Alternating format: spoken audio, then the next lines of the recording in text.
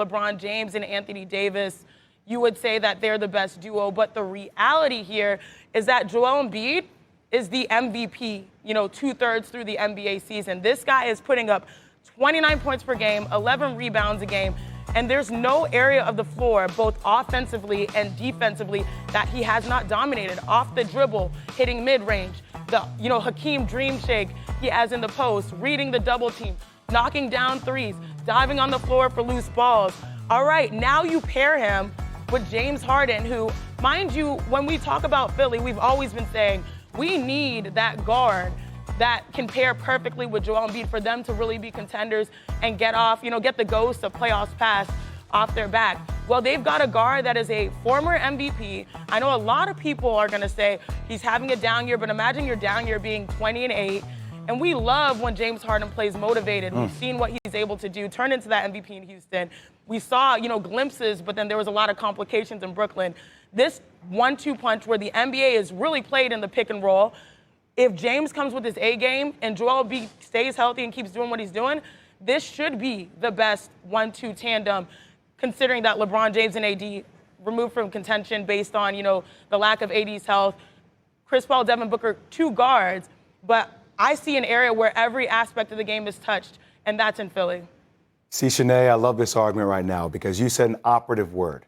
This should be, right? I think that's a different conversation than what actually is. And look, I don't deny the innovative style that James Harden has brought to the table. Like, this brother is one of the most dynamic offensive players the game of basketball has ever seen. He's reimagined how we even look at the sidestep and handles. I get all that. And by the way, Joel Embiid is one of the most skillful 7-footers the game has ever seen. I even made comparisons before that Hakeem Olajuwon used to work with Kobe Bryant on footwork. And I know Drew Hanlon, who is Joel Embiid's trainer, they work out. And if you actually pay attention to all of Joel Embiid's moves, it's so similar out of the pinch post and out of the lower post position, but how he operates very similarly to Kobe Bryant or Michael Jordan. So I don't knock their individual skill at all. What I do worry about here is it actually coming to fruition? And I think a lot of that is going to be dependent upon Doc Rivers, because both these guys are used to operating with the ball being in their hands all the time. So I used to talk about, hey, Joel Embiid, James Harden, could it be utilized in the pick and roll? Because it should be dynamic. It should be off the charts. But Joel Embiid doesn't really like to participate in a lot of pick and rolls. And I see James Harden. Then what's your answer, J-Will? I'm coming, Shanae. I'm coming. James Harden likes to have the ball dancing all the time. That's what I'm waiting on. So I'm trying to tell you guys, the most dynamic duo in the game right now, if they're on the court together, is Kevin Durant and Kyrie Irving. I mean, I see what you're doing. Yeah, okay. You had an if, you had a should, so I can have a should too, or if, right? But I've seen them on the court together. I know what that is when they dominate. I've seen them dominate. You're talking about the most prolific scorer the game has ever seen. You're talking about a basketball wizard with the ball. I know what style of offense they play and continuity and how they pick their spots. I've seen it before. So should be is different than what actually is because I've seen it before.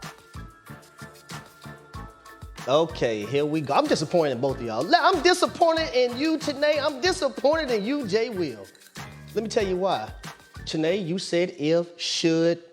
Jay, if Kyrie's able to be on the court, this and well, this. Well, he is on the court, guess just road what, games. ladies and gentlemen? Games. Well, I understand that, but guess what, ladies and gentlemen? Chris Paul and Devin Booker are on the damn court all the time together. Devin Booker right now averaging 25 points. Chris Paul 15 and 10. Top 5 in steals. Right? Not to mention, those guys made it to the NBA Finals last year, right? Am I right or am I wrong? You're right. They made it to the NBA Finals last year. So why would they not be the best duo? Now, does Harden, does Embiid have the potential to one day be the best at some point this season? It's a possibility. But it's also a possibility that it won't happen. It's also a possibility that it won't work. I know what I have seen work. I've seen Devin Booker and Chris Paul work.